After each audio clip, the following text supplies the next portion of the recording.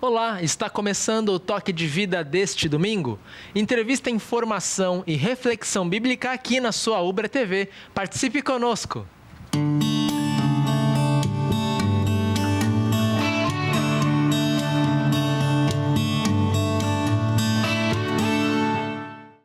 Apesar de muitas pessoas ainda usarem o termo mãe solteira para falar sobre mulheres que criam seus filhos sozinhas, há controvérsias sobre esse termo.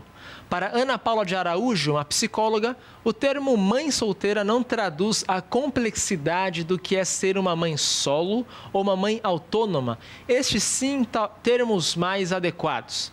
A antiga expressão é considerada pejorativa porque carrega uma série de estigmas e preconceitos que essas mulheres sofrem por terem filhos fora do casamento. Mães solos ou mães singulares precisam conciliar uma rotina extenuante de trabalho, cuidado da casa e educação dos filhos, tudo isso temperado com muita paciência para lidar com cobranças e preconceitos de que são alvos. Maria, mãe de Jesus, quase foi mãe singular, pois José, seu noivo, pensava em desfazer o noivado quando soube da gravidez de Maria. Ela só não foi mãe singular porque Deus enviou o anjo Gabriel para revelar a José que o Espírito Santo havia concebido Jesus no ventre de Maria. O próprio Jesus se aproximou de muitas mães singulares para ampará-las com seu amor e carinho. Sendo assim, é parte da natureza da igreja cristã e dos cristãos estenderem toda a ajuda possível às mães singulares. Hoje iremos conversar com a teóloga Carla Maria Lima Nunes, bacharel em teologia pela Ubra e mãe singular, também com o pastor Valdomiro Jacobsen, capelão escolar em Canoas, que aconselha muitas mães singulares, seja ela aluna, mãe de aluno ou então funcionária.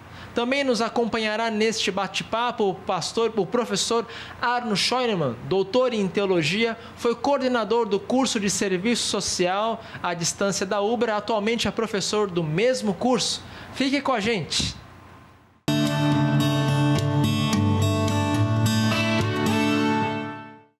Muito bem, convido você a participar dessa interação gostosa sobre mães solteiras, ou melhor, mães autônomas ou mães singulares. Bem-vindos vocês, convidados queridos, que aceitaram a chance e a oportunidade de estarem aqui com a gente para falar sobre esse tema importante, tanto na igreja como para a sociedade. Vou pedir que vocês contem um pouquinho da vida de vocês, do dia a dia, para os nossos convidados. Vamos, primeiro as damas. Carla, por favor, se apresente, conte um pouco da sua vida como mãe singular. Bom dia, eu sou a Carla, eu sou a mãe da Rebeca e da Camille, hoje com 24 e 20 anos. As duas estudam em universidades federais em Minas Gerais. Uma se gradua este ano em licenciatura e bacharelado em dança.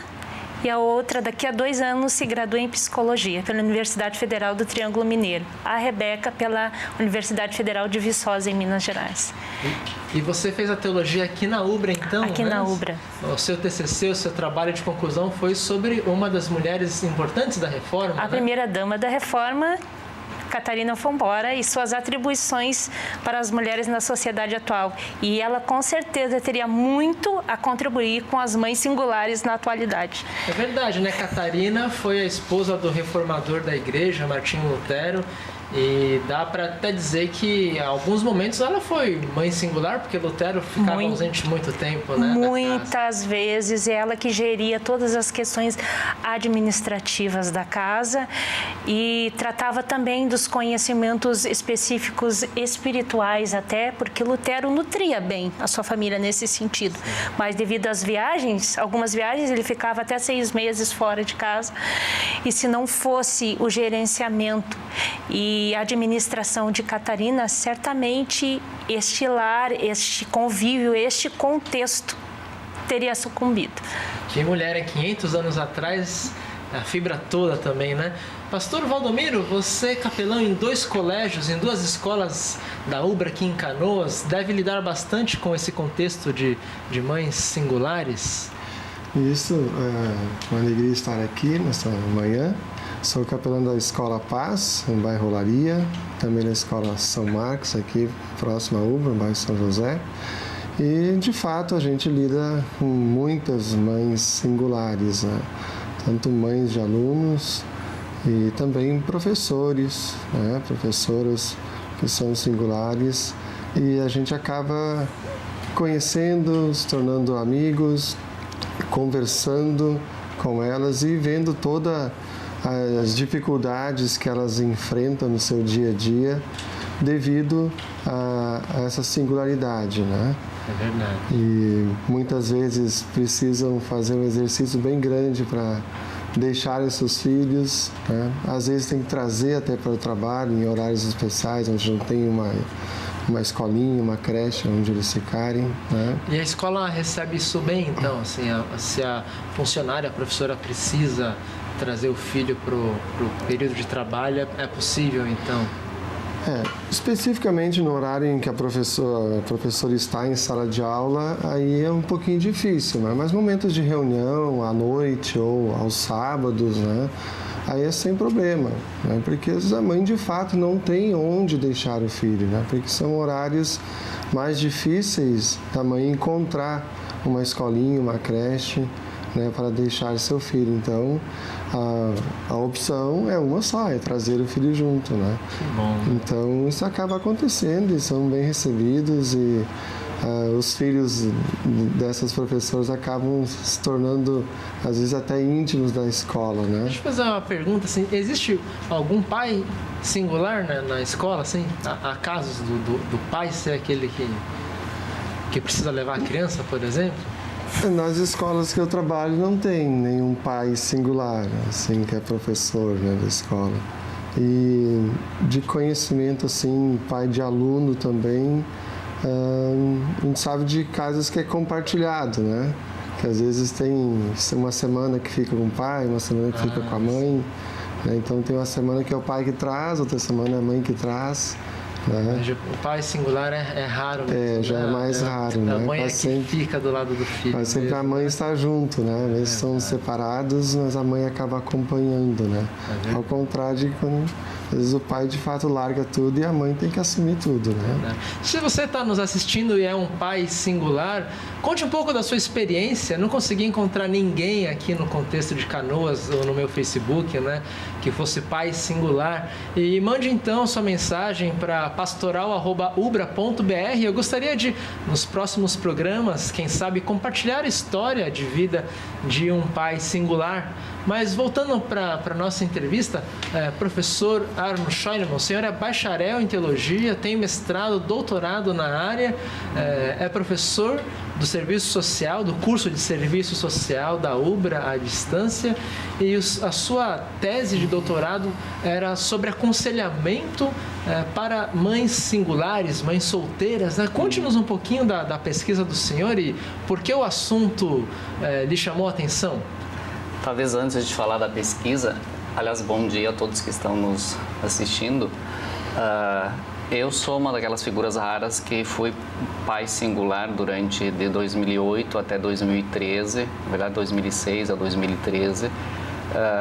Eu sou separado do primeiro casamento, temos três filhos e os 2 filhos mais velhos passaram a morar comigo.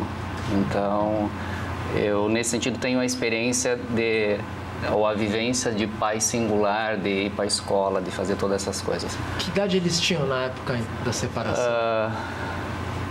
16 e 14.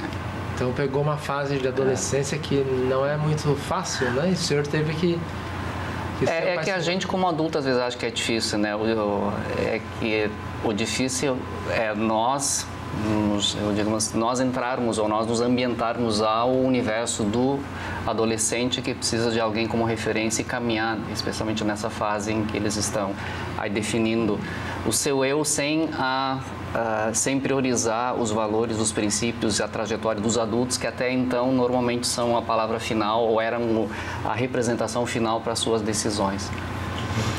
E isso levou o senhor a pesquisar o tema, então? Não, o tema em si já foi antes. Como eu tenho bacharelado em Serviço Social e Teologia, então a questão do trabalho social sempre me foi um desafio muito gostoso e sempre procurei isso. E quando fui fazer o mestrado e doutorado em teologia, a minha preocupação era, eu não quero fazer alguma coisa teórica para ser publicada em algum lugar, mas alguma coisa que possa ser prática na vida. Então, eu fiz o mestrado e doutorado em teologia prática, aconselhamento pastoral, e fiz um trabalho ao longo desses 5 anos com mães sozinhas. Eu gosto de destacar isso de mães sozinhas, porque a mãe solteira tem todas as questões que já foram colocadas aqui. Uma pessoa sozinha, se formos olhar a etimologia do termo, é alguém que está desacompanhado, que está só. E o termo singular, ele qualifica mais em relação à pluralidade, em relação à coletividade. Então, é uma pessoa singular e única. E naquele universo, a ampla maioria das mães sozinhas não eram singulares, elas eram literalmente sozinhas, porque elas foram abandonadas pela família, elas foram abandonadas pela igreja, elas foram abandonadas pela comunidade, a ponto de pararem numa instituição de abrigamento. Então, nesse sentido, o termo da mãe sozinha traduz melhor, então. Ele para mim, ele qualifica mais a trajetória. E se formos olhar nesse sentido, muitas mães separadas, a ampla maioria, se tornam mães sozinhas antes de serem singulares, porque elas acabam ficando. E aí, não raro, a própria igreja ainda faz isso, a comunidade local faz isso, porque normalmente, se a mulher não é culpabilizada de forma aberta, ainda normalmente se considera ou se pergunta, ela deve ter feito alguma coisa. Exatamente. Presume-se, então. Na nossa sociedade machista é muito, muito mais complicado para a mãe separada do que para o pai, em função de toda a trajetória machista. Muitas vezes a gente chega na igreja ávida por um conselho, um socorro pastoral, e alguma senhora da comunidade ou a própria esposa do pastor já engancha no braço do pastor, achando que nós vamos até ele com segundas intenções. Isso acontece muito, sabe? A mulher divorciada, no meu caso, na igreja, é vista, infelizmente, ainda desta maneira. Sofre muito preconceito. Muito preconceito. E aí, como que você faz para viver a sua fé numa situação dessa, né? Olha, no meu contexto de comunidade, graças a Deus, atualmente eu não tenho tido esse tipo específico de enfrentamento. E este é o meu grande questionamento em torno do papel da mulher na igreja, é que todas as comunidades evangélicas, não importa a sua placa denominacional, ela especifica bem o papel da mulher enquanto esposa, dona de casa, mãe de uma família. Ela não contempla outras realidades, que seria da mãe singular, da mãe divorciada, entendeu? Geralmente, quando nos reunimos para falar, entre mulheres, para falarmos de questões específicas da mulher, não se trata a alma feminina, se trata, sim, as questões especificamente domésticas, como arrumar o seu guarda-roupa, como cuidar do seu marido, como cuidar de seus filhos, como manter o casamento a todo custo. Sabe? Isso no século XXI a gente ainda tem essa visão mais, não digo fechada, mas limitada, né? Sim. Da figura feminina, né? Infelizmente ainda é assim. E na sociedade em geral, as mães sozinhas sofrem preconceito, perseguição. Como é a visão da sociedade brasileira? Você viveu em Minas, no Rio Grande do Sul, conhece então a realidade brasileira em 2 locais. Como que a sociedade brasileira vê a figura da mãe sozinha? Eu não vivi em Minas, eu apenas viajei. As minhas filhas vivem em Minas, porque elas escolheram aquele estado para se graduarem, né? Mas, infelizmente, a sociedade brasileira, ela ainda vê a mulher sozinha ou a mãe singular de uma maneira bastante seletiva. Mesmo que você batalhe, você trabalhe, há que se pedir uma garantia. A mulher chega desacompanhada, tá, mas cadê o seu marido? Entendi. Entendeu? Mesmo que você já tenha batalhado, já tenha conquistado o seu espaço, vai estar sempre faltando uma figura para prestar contas à sociedade. Nas questões mais práticas, ninguém quer saber da minha história, que eu me separei quando a minha filha mais nova tinha 2 meses e a mais velha tinha 4 anos, sabe? Ninguém pergunta como foi a minha trajetória de lá até aqui, sabe? Mas todos querem saber ali exatamente o momento, o que você tem a oferecer, qual é a sua estrutura familiar. E como foi que você, digamos, viveu assim como mãe sozinha, né? Eu tenho uma filha de 2 anos e eu digo que é difícil para 2 criarem, né? Imagina você que era uma com 2 crianças, né? E ainda mais o trabalho e, enfim, os estudos. Qual é a dica? Dica não, mas compartilha com a gente como foi a sua vida. De muita alegria, certamente, porque ser pai e ser mãe traz muitas alegrias, mas na hora do dia a dia a gente sente sufoco, né? Como que você lidou com Olha, tudo isso? eu sempre digo que eu não vivi, Cristo viveu por mim.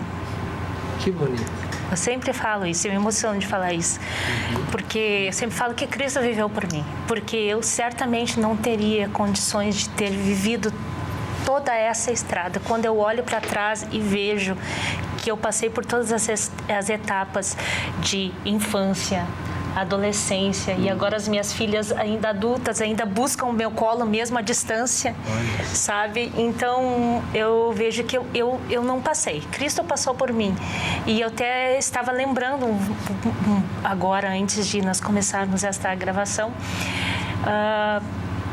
de um versículo de 1 Coríntios 10:13. Não nos sobreveio tentação, ou provação, ou luta, que não fosse humana, mas fiel é Deus, que junto com a aprovação vos dará também escape. A minha vida foi de inteiro escape, providência divina e graça sobre graça, todos os dias. Então, por mais sozinha que uma mãe esteja, né? Deus sempre está ali do lado dela. Com toda a certeza, com toda a certeza. E eu tenho o privilégio, eu tenho a misericórdia de Deus me alcançou de tal forma que as minhas filhas também optaram por estarem nos caminhos do Senhor, por estarem servindo a Deus. A minha filha mais velha já foi presidente da ABU em Minas, Aliança Bíblica Universitária. E agora ela é presidente do Coletivo Severina, que é um braço de arte, que é uma coletivo de arte, é um braço da ABU, da Aliança Bíblica Universitária. A minha filha mais nova, que vai ser graduada em psicologia, ela trabalha com pessoas em situação de rua, famílias em situação de rua. Então, todas elas fizeram de toda essa situação, de todo esse contexto familiar, elas usaram, reverteram em benefício ao próximo, em benefício à comunidade. E outro versículo que rege muito a minha vida, Gênesis 5:20, quando José se dá a conhecer para os seus irmãos. E os seus irmãos, com medo, achando que ele vai se vingar dos seus irmãos, ele diz o quê? Todo mal que vocês fizessem em mim, Deus reverteu em bem. Olha só, né? Então Deus não foi só escape para vocês, não, mas Ele tornou vocês um escape, um livramento para outras pessoas, né? Que história bonita. Pastor Valdomiro, o que a escola pode fazer para ajudar mães sozinhas ou mães solteiras, mães solitárias? Que tipo de ações, especialmente até para as adolescentes, né? Imagino que uma menina no 2º grau engravida e às vezes fica ali meio sozinha, pode até estar na companhia da família, mas ela se sente sozinha, né? E na prática ela vive sozinha. O que a escola pode fazer nesse contexto, ou faz, né, já nesse contexto? Em primeiro lugar, é não fazer acepção, né? É tratar de igual modo, né? Sempre acolher com muito carinho, né? Mostrar-se ali presente, pronto para auxiliar, né? Sabedor das dificuldades que enfrentam, né? Por serem mães singulares, ou uma aluna, né? Recentemente a gente está, agora esse ano, inclusive, ela ainda não apareceu na escola, né? Mas uma menina do ano passado, estava no 7º ano, né? E veio a engravidar, né? Então, ainda não retornou à escola e a gente se preocupa, né? Com ela, com a família, de como que estão lidando, como estão enfrentando essa situação, né? Porque é praticamente uma criança, né? 13 anos de idade, já enfrentando todo esse universo que é o de estar grávida, o de em pouco tempo ter uma criança nos braços, né? Então, como escola, a gente procura, de fato, estar junto, se colocar inteiramente à disposição para auxiliar em tudo aquilo que a gente puder auxiliar, né? Que bom. Às vezes, ela cria um pouco uma barreira, né? Às vezes, elas não querem que a gente chegue muito perto. A gente tem que ter muito tato, né? Muito jeito, né? De conquistar a confiança, né? Para, então, poder dar uma ajuda efetiva, né? A essas mães, né? A alunas. Né? Certo, que bom, né? Poder ver que o colégio também se preocupa com as mães singulares ou as mães sozinhas, né? Na volta do intervalo nós vamos falar sobre um episódio, uma história bonita em Gênesis, em que uma mãe é abandonada no deserto, Agar no deserto e o seu filho Ismael. Imagine você que, por pior que seja estar no Brasil e você está sozinho, imagina agora você está num deserto onde não há nenhum recurso. Como será que Agar saiu dessa situação? Então fique aí com a gente, na volta vamos falar sobre a mãe sozinha, Agar no deserto com o seu filho Ismael, esperando a morte chegar. Fique com a gente.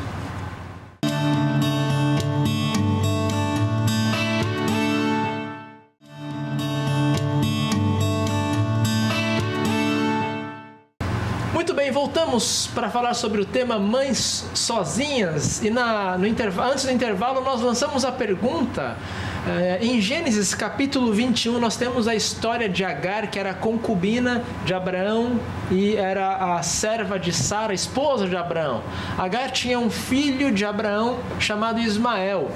Por ciúmes da Sara, a esposa legítima de Abraão, Abraão então decide abandonar a Agar no deserto com o seu filho Ismael. Nós temos aí uma história de ciúmes, uma história de covardia, porque Abraão poderia ter dito não, mas atrás dessa covardia de Abraão e também dos ciúmes de Sara, quem sofre mesmo foi a serva Agar. A história, ou melhor, a corda estourou do lado mais fraco nessa história também.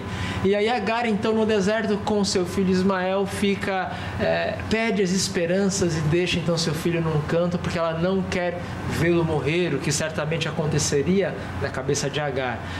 Talvez você é mãe sozinha, ou pai sozinho, enfrenta uma situação parecida, já passou por isso. Conte-nos a sua história, mande o seu e-mail para pastoral@ubra.br. Agar, nesse caso, voltou seus olhos para os céus e lá estava a salvação. Professor Arno, qual foi a saída para essa mãe Agar e o que essa história desta mãe pode nos ensinar hoje sobre a ação de Deus com as mães sozinhas hoje? Talvez olhar um pouquinho para o contexto. A situação da Agar, ela não é uma questão isolada ou fora da época.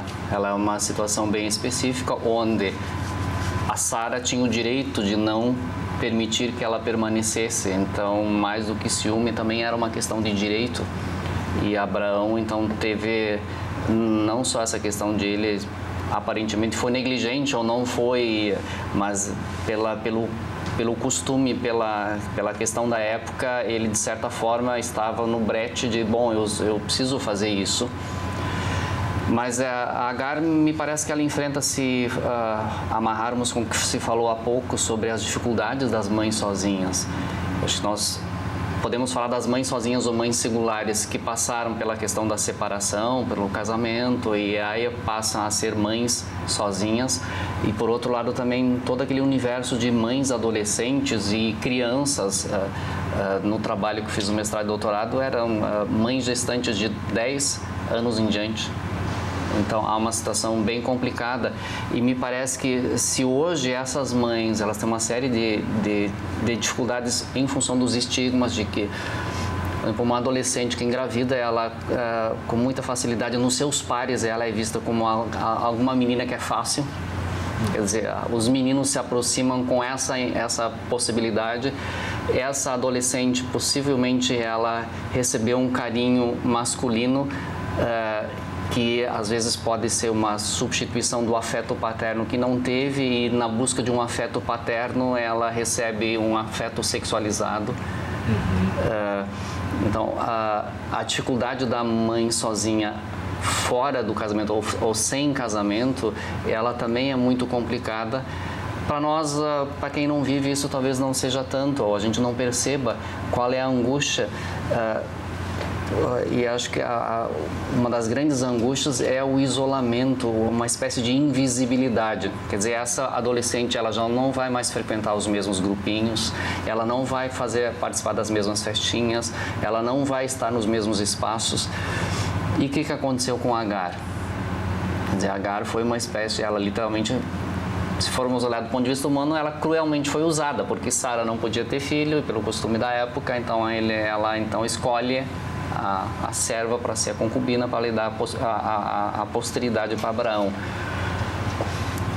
Mas ela, mesmo tendo todos esses, entre aspas, privilégios de ser a concubina de Abraão, que não tinha possivelmente nenhum privilégio nisso, mas naquela circunstância lhe dava alguma garantia, ela, entre os seus pares, também não era nada bem vista, porque ela passou a não ter uma relação em que ela podia dizer, olha, eu estabeleci uma relação conjugal com alguém, eu constituí família com alguém. Então, essas questões todas ela não conseguiu viver. E ela, por mais que a gente diga, nossa, que crueldade, ela foi para o deserto e viu o filho morrer. Esse universo se vive, os desertos hoje são outros, mas está repleto de mães, de adolescentes que acabam vivendo uma vida de prostituição para poder sustentar filho, porque não existe trabalho, não teve acesso à educação. Eu já acompanhei uma situação num dos acompanhamentos onde, para poder sustentar os filhos, essa mãe viveu até os 39 anos se prostituindo, onde ela não tinha nem sequer a imagem do corpo. Eu lembro assim, a primeira vez que ela veio, em que ela relatou que ela tinha durante a semana visto quem era ela, como era o corpo dela, porque ela não tinha a imagem do corpo, então toda essa depreciação. E eu imagino que essas coisas também não passaram longe do universo da Agar. Porque onde está dito que Agar queria ter um relacionamento sexual com Abraão? Quer dizer, como é que foi isso? Então, e ela vai para uma situação em que ela não tem outra alternativa a não ser, bom, vou morrer. Vai, e eu não quero ver o meu filho sofrendo. E aí a questão de Deus intervir. É bom que se diga que Deus não só intervém nas últimas circunstâncias.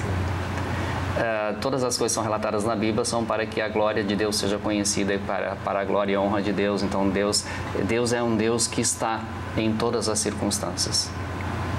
Ele é um Deus que caminha, os salmos estão cheios disso, ele está em todas as circunstâncias. Então, e aí já entramos na outra questão, bom, e como é que Deus participa desse universo da mãe sozinha? Eu, da experiência e caminhada que eu tenho, isso jamais pode ser um anúncio de evangelho. Junto a mães sozinhas, não cabe uma pregação, cabe sim evangelho vivo, palavra viva, o que a palavra é. Então, ou nós somos palavra viva, que caminha em todas as fases, acho que principalmente as duas grandes fases. A primeira é que essa mãe precisa poder externalizar, exteriorizar o que está dentro dela, porque isso não é permitido em lugar nenhum. que já venha com a condenação, já venha as coisas prontas. Então, como nós podemos ser evangelho, como nós podemos ser amor encarnado de Deus, ouvindo sem julgamento, sem acusações, sem estereótipos, sem querermos já encaixar um texto bíblico, essas coisas todas que normalmente acontecem. E a segunda fase, que normalmente é a fase, e talvez essa adolescente já esteja talvez na fase, que é uma fase mais de reclusão e de isolamento, em que as pessoas não querem ouvir nada. Mas na mesma proporção que se isolam, elas precisam da companhia, da presença. Porque a invisibilidade do ser humano, ele enfrenta qualquer coisa, mas ele não suporta e não vive muito tempo na invisibilidade, onde o ser humano não é percebido. Então, já adiantando a coisa, acho que um dos grandes trabalhos como igreja e como cristãos é podermos ser companhia na vida dessas mães que elas não têm ninguém para ser companhia. E quando tem todas as questões, algumas que já foram referidas. Então, acho que o exemplo da ação de Deus no universo de Agar deixa bem claro que Deus é um Deus de amor e que eu não posso. Para mim é fácil dizer isso porque eu nunca estive numa situação de deixar um filho meu e dizer, olha, vai morrer. Eu não quero ver isso. Mas mesmo nessa circunstância, Deus é um Deus vivo, Deus é amor e Deus está presente. Quer a gente entenda isso, entender nós nunca vamos entender porque a presença de Deus não é racional, quer aceitemos ou não, Deus está aí e Deus cuida, e isso é um consolo muito grande, quer dizer, às vezes é a última esperança e a única também, e um ser humano que não encontra mais nenhuma esperança, ele acaba com a vida. Ele perde sua identidade, acaba com a vida. Carla, você... o que a igreja poderia fazer para acolher, estar ao lado? O professor Arno fala dessa teologia da presença, né? de ser o evangelho ali encarnado, né? Como que nós cristãos, quem crê em Jesus, e como a igreja como comunidade local pode acolher e ajudar mães sozinhas ou mães solteiras? Antes de mais nada, tu já usaste a palavra, Fukui, acolher. Trazer para perto, em hipótese alguma, isolar, principalmente se ela já fizer parte da comunidade. Ajudas específicas serão bem-vindas, mas aquelas espirituais, emocionais, eu creio que são as mais essenciais. Não vou romantizar a ação de uma mãe singular, mas... E também não vou dizer que não tenha sido fácil, não foi nada fácil. Ainda não é fácil. Sim. E no contexto das mães adolescentes que não passaram pelo casamento oficial, acho que ali nós temos um desafio, eu chamaria isso talvez de acolhimento genuíno, realmente acolhimento, porque uma coisa é a comunidade, ela acolhe como se fosse uma coitadinha que precisa de algum... Outra coisa é você acolhe porque é um ser humano que tem a sua dignidade em Deus, é filha de Deus, é filho de Deus, e nesse amor nós acolhemos nessa dignidade, não para querer superar o que se considera um pecado. E aí acho que nós como igreja temos o desafio de também clarificarmos isso.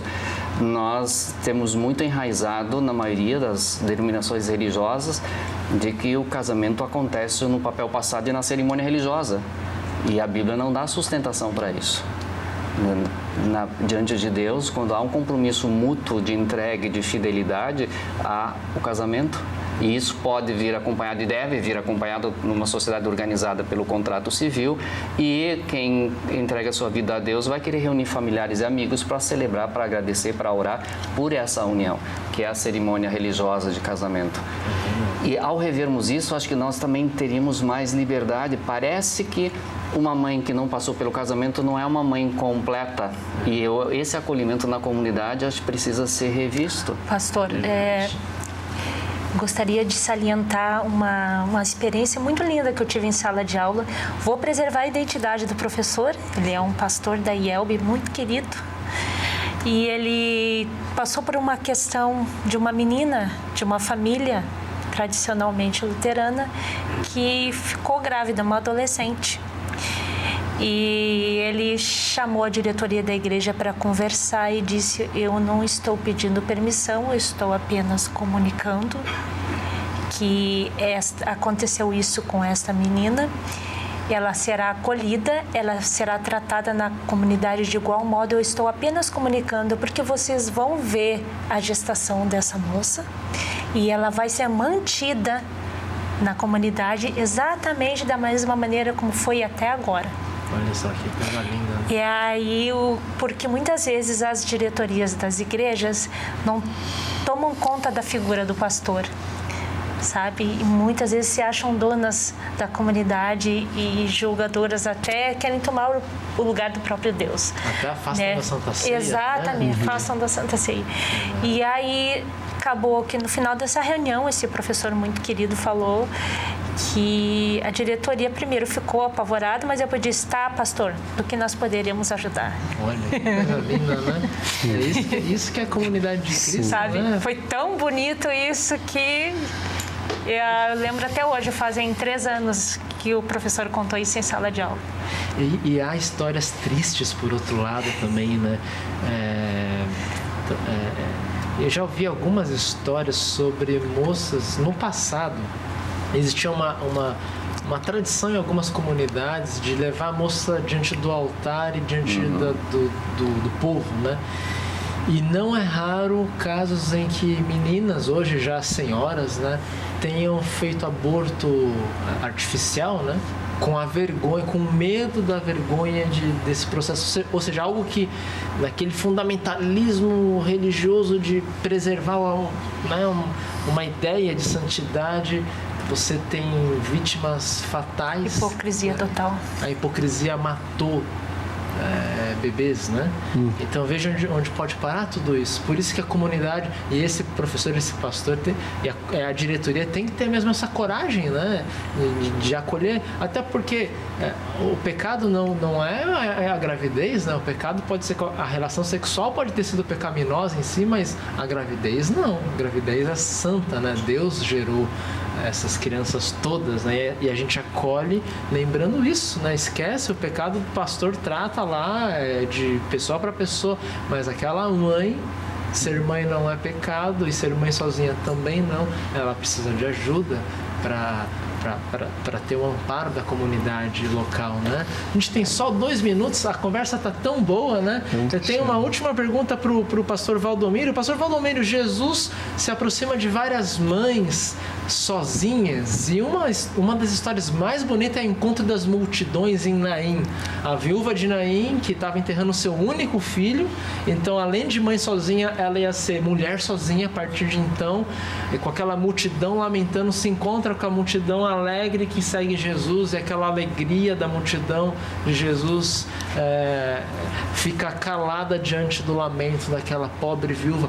Jesus vai e ressuscita o menino. O ponto é que não é nem tanto o milagre de ressuscitar alguém, mas o significado desse milagre, o amparo de Jesus, a misericórdia dele em relação àquela mãe sozinha, aquela viúva que precisava de ajuda. Conte-nos um pouco sobre a sua experiência e aonde essa história do encontro de Jesus pode consolar as nossas mães sozinhas, especialmente o caso dessa adolescente, por exemplo. Essa história já mostrava uma mulher que era à margem da sociedade, né, por ser uma mãe singular, né, e se tornando então sem o filho, né, ficando sem o filho, ficaria mais à margem da sociedade, né, e na lida com a escola, uma coisa que a gente precisa muito justamente é quebrar às vezes, esse estigma que as pessoas têm, porque a maioria dos alunos da comunidade escolar muitas vezes nem cristãos são, né? A maioria. Os que são cristãos são sempre uma minoria. Então você quebrar um estigma de que será que eu posso conversar com o pastor? Será que eu vou contar, né, os meus pecados para o pastor? Né? Então, esse é um estímulo que você tem que quebrar, essa barreira. É a primeira coisa que você tem que quebrar para que as pessoas possam, de fato, se aproximar de ti. E aí vem a pergunta, como é que você quebra isso? Né? Eu acredito muito, se mostrando como um igual, né? Indo ao encontro. sendo, como foi frisado muito aqui, sendo presença ativa ali, mostrando que você está ali, você é o pastor da escola, é o capelão da escola, mas antes disso você é um ser humano e que passa por tantas dores e sofrimentos como as pessoas estão ali passando. Então, uma vez que isso fica estabelecido, né, a barreira se quebra. E né? aí essas alunas e alunos vem até a gente, né? vem até a gente. E ter essa presença de Cristo na vida, Isso, né? Esse acho que é o primeiro passo sempre, né? Porque enquanto o pastor está lá no pedestal e o aluno, não vou chegar lá, como é que eu vou chegar lá? Nossa, o pastor, como é que eu vou contar o que eu estou vivendo agora? Estou num relacionamento, pai, eu fiquei grávida, o que o pastor vai achar? Né?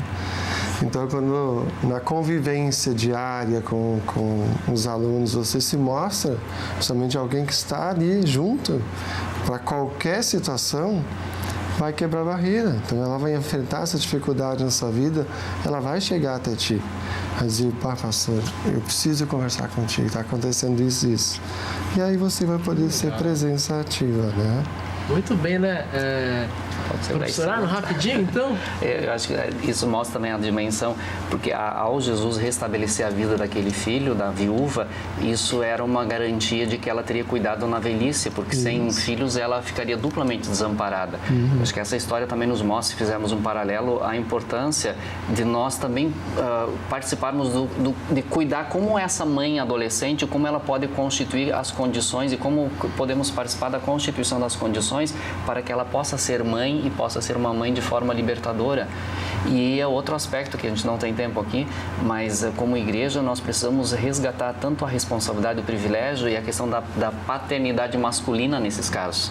Porque normalmente a igreja não se preocupa, como toda a história da condenação moral, que tem uma origem histórica, uma situação histórica que levou a isso, mas não temos tempo de abordar tudo isso. Mas esse cuidado, a importância de nós como igreja participarmos também da constituição das condições para que essa mãe possa ser mãe e esse pai possa ser pai. E acho que foi muito bem lembrado isso, assim, a circunstância pode não ter sido agradável aos olhos de Deus ou pode ter sido pecaminosa, mas a paternidade e a maternidade nunca é.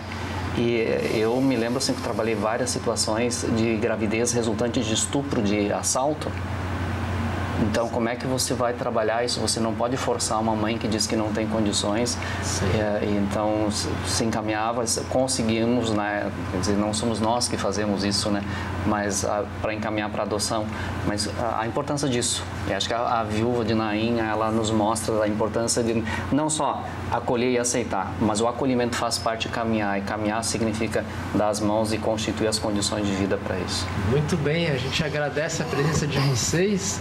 E certamente vamos abordar o tema da paternidade responsável nos próximos programas, quem sabe contando com vocês novamente no nosso quadro de entrevistados, né? Porque é aquela coisa, mãe sozinha só tá sozinha porque foi abandonada e ninguém é mãe sem um pai, né? Sem alguém que participou da geração dessa criança, e vai ser o assunto dos próximos programas, a responsabilidade paterna. Então, muito obrigado, pastor Valdomiro, né? Carla Maria, também o professor Arno, que vocês sejam muito abençoados.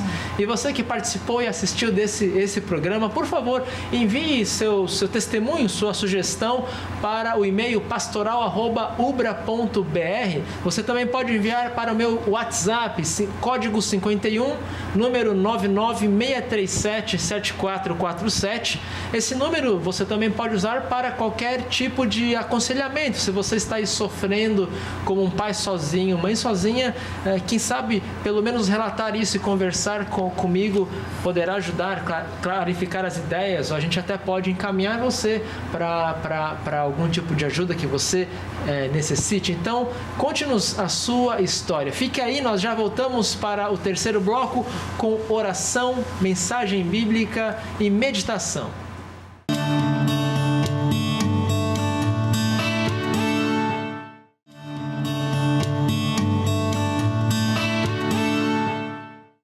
Olá, seja muito bem-vindo ao nosso momento dominical de fé e reflexão aqui na Ubra TV, o programa Toque de Vida. Para mim é um privilégio entrar na tua casa, te encontrar no teu trabalho ou ser tua companhia por onde estiveres. Hoje vamos falar um pouco sobre um dos versículos mais famosos da Bíblia, João 3,16, refletindo sobre o significado do amor de Deus para a vida de todos nós. Fique com a gente. Quando a noite vem, quando os sonhos vão, confiar em si é lutar sem razão.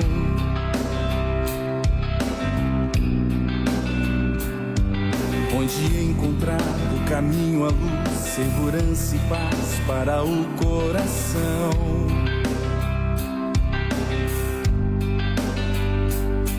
A palavra então vem nos ensinar o que Cristo fez ao se entregar. Sua cruz nos deu o caminho ao Pai. Sua graça faz nossa vida ter a razão de crer e de agir, para refletir seu amor ao servir.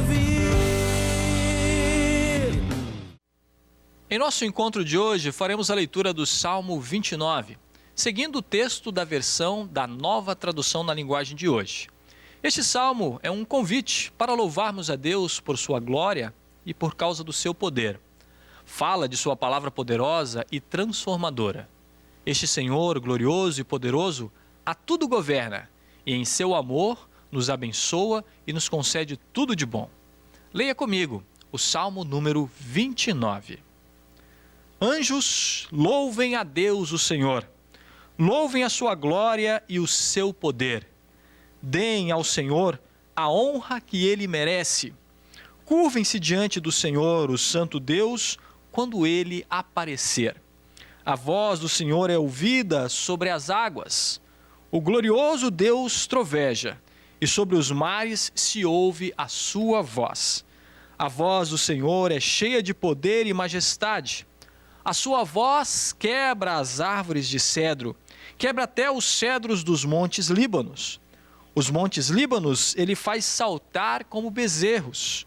O monte Hermon ele faz pular como um boi novo. A voz do Senhor faz brilhar o relâmpago. A sua voz faz tremer o deserto. O Senhor faz tremer o deserto de Cádiz. A voz do Senhor sacode os carvalhos e arranca as folhas das árvores. Enquanto isso, no seu templo, todos gritam: glória a Deus. O Senhor Deus reina sobre as águas profundas. Como rei, ele governa para sempre. O Senhor dá força para o seu povo e o abençoa, dando-lhe tudo o que é bom. Glória ao Pai, e ao Filho, e ao Espírito Santo, como era, agora é e para sempre será. Amém.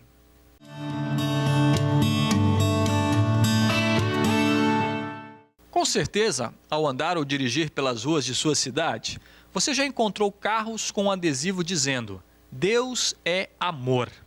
Muito provavelmente você já tem ouvido muita gente por aí dizendo que o que as pessoas neste mundo precisam é se amar mais. Nossa cultura, de maneira geral, valoriza o amor como o mais nobre de todos os valores. Mas afinal de contas, o que é amar? Ou o que é amor? Não tenho a intenção de esgotar este assunto hoje, mas inspirados em um dos versículos mais conhecidos da Bíblia Sagrada, quero convidar você a pensar um pouco sobre esta pergunta, que, ao buscar respostas na palavra de Deus, pode abrir a nossa mente para ideias transformadoras. O versículo ao qual eu me refiro é o de João 3,16. Mas antes de falar especificamente sobre ele, quero falar um pouquinho sobre o contexto no qual ele está inserido. Por isso, convido você a ler comigo o texto de João, capítulo 3, dos versículos 1 ao 17, sendo que em nosso encontro de hoje vamos utilizar a Nova Tradução na linguagem de hoje. Acompanhe comigo, Evangelho de João, capítulo 3, dos versículos 1 a 17. Havia um fariseu chamado Nicodemos, que era líder dos judeus. Uma noite ele foi visitar Jesus e disse: Rabi, nós sabemos que o Senhor é um mestre que Deus enviou, pois ninguém pode fazer esses milagres se Deus não estiver com ele. Jesus respondeu: Eu afirmo ao Senhor que isto é verdade. Ninguém pode ver o reino de Deus se não nascer de novo. Nicodemos perguntou: como é que um homem velho pode nascer de novo? Será que ele pode voltar para a barriga da sua mãe e nascer outra vez? Jesus disse: eu afirmo ao Senhor que isto é verdade. Ninguém pode entrar no reino de Deus se não nascer da água e do Espírito. Quem nasce de pais humanos é um ser de natureza humana. Quem nasce do Espírito é um ser de natureza espiritual. Por isso, não fique admirado porque eu disse que todos vocês precisam nascer de novo. O vento sopra onde quer e ouve-se o barulho que ele faz, mas não se sabe de onde ele vem, nem para onde vai. A mesma coisa acontece com todos os que nascem do Espírito. Como pode ser isso? Perguntou Nicodemos. Jesus respondeu: o Senhor é professor do povo de Israel e não entende isso? Pois eu afirmo ao Senhor que isto é verdade. Nós falamos daquilo que sabemos e contamos o que temos visto, mas vocês não querem aceitar a nossa mensagem. Se vocês não creem quando falo das coisas deste mundo, como vão crer se eu falar das coisas do céu? Ninguém subiu ao céu, a não ser o Filho do Homem, que desceu do céu. Assim como Moisés no deserto levantou a cobra de bronze numa estaca, assim também o Filho do Homem tem de ser levantado, para que todos os que crerem nele tenham a vida eterna. Porque Deus amou o mundo tanto que deu o seu único Filho, para que todo aquele que nele crer não morra, mas tenha a vida eterna. Pois Deus mandou o seu Filho para salvar o mundo e não para julgá-lo. Mesmo sendo Nicodemos um líder entre os judeus, ele não conseguia entender o milagre operado pelo Espírito Santo, o qual corresponde a um novo nascimento, um nascimento pela fé para dentro da família de Deus. O fato de um encontro entre Nicodemos e Jesus ter ocorrido durante a noite, talvez aponte para o fato de que Nicodemos preferisse deixar isto em segredo. Mas a maneira como João descreve este fato pode estar associada a um tema importante dentro do Evangelho de João: as trevas versus a luz. Longe de Jesus, vive-se a escuridão da ignorância existencial. Jesus nos traz para a luz da nova vida em Cristo e expande nossa compreensão de nossa relação com Deus. Nicodemos sabia que somente alguém enviado por Deus poderia fazer os sinais que Jesus fazia, mas ele não compreendia de fato quem era Jesus e qual era a sua grande missão. Ao falar sobre a novidade de vida que recebemos da água e do Espírito, a metáfora do nascer de novo trazida por Jesus leva Nicodemos a deixar de lado sua visão naturalista e foco na ação humana para uma compreensão alicerçada na ação graciosa de Deus em nossas vidas. O homem não vai a Deus, mas Deus em Jesus vem ao homem, vem ao ser humano, para que através do sacrifício de Jesus, todos os que nele creem tenham a vida eterna. É dentro deste contexto que Jesus fala a respeito do amor de Deus revelado no envio de seu próprio Filho para salvar o mundo inteiro, o que está registrado em João 3,16. Porque Deus amou o mundo tanto que deu o seu único Filho para que todo aquele que nele crer não morra, mas tenha a vida eterna. Pode parecer óbvio, mas ao mesmo tempo é fundamental percebermos quem é o objeto do amor de Deus neste versículo. O versículo não fala que Deus amou os santinhos, os certinhos, os moralmente corretos, os éticos, os casados, os solteiros, os gordos ou os magros. Não há aqui qualquer tipo de distinção. Deus amou o mundo. Perceba que isto inclui os incrédulos, os violentos, os adúlteros, os corruptos. Todos são objetos do amor de Deus. Nisto somos convidados, assim como Nicodemos o foi, a fugir de nossas limitadas percepções humanas e a enxergarmos nossas realidades a partir da visão de Deus. Desta maneira, quero trabalhar um pouco um dos aspectos da definição de amor a partir de um ponto de vista bíblico cristão. Certa vez, pedi que meus alunos do primeiro ano do ensino médio escrevessem cartas declarando o seu amor por alguém. Eles poderiam escolher qualquer pessoa, namorado, namorada, pai, mãe, avô, avó, não importava quem. O importante era declarar o seu amor a alguém. Depois, mais ou menos 1/3 da turma foi convidado a voluntariamente ler suas cartas em voz alta para toda a turma.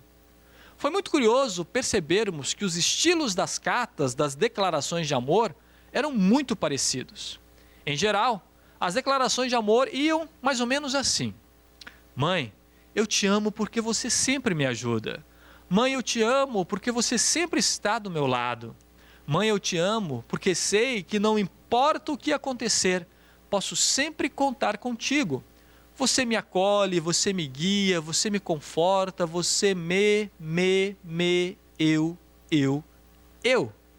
Agora pare e pense comigo. Quem realmente se ama em declarações como esta? A mãe ou a si mesmo? Sim, pois o amar presente em declarações de amor como esta se baseia no que o outro faz por mim. E se minha mãe não fizesse nada disso, eu a amaria assim mesmo? Não nos damos conta disto, mas normalmente amamos as pessoas que de alguma maneira trazem algo de proveitoso para nós. Se não há nenhum ganho para nós, seja material ou emocional, normalmente somos indiferentes ao outro. Se somos de alguma maneira prejudicados, aí que não há mesmo espaço para o amor.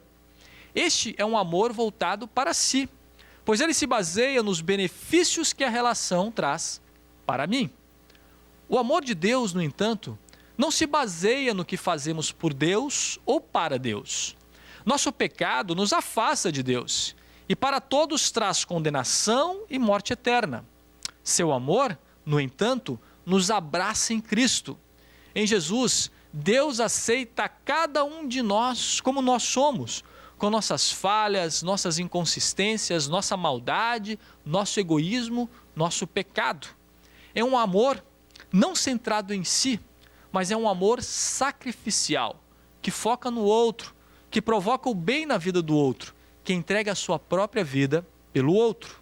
Como disse o próprio Jesus, não existe maior amor do que este, que dá a sua própria vida pelos amigos. Perceba que este amor volta a nossa vida para o outro, independentemente de quem ele seja. Foi assim que Jesus nos amou. Ele curou, alimentou, ouviu com atenção, perdoou e entregou a sua vida por nós, indistintamente. Deus não esperou que as pessoas do mundo fizessem coisas boas que o agradassem. Em Jesus, ele abraçou o mundo inteiro e promoveu a salvação de todos ao conquistar com sua vida perdão e uma nova vida para todos nós. E foi esse mesmo Jesus que disse: amem uns aos outros, assim como eu amei vocês. Que o Espírito de Deus habite ricamente em cada um de nós, nos transformando neste amor divino e pleno. Que assim seja. Amém.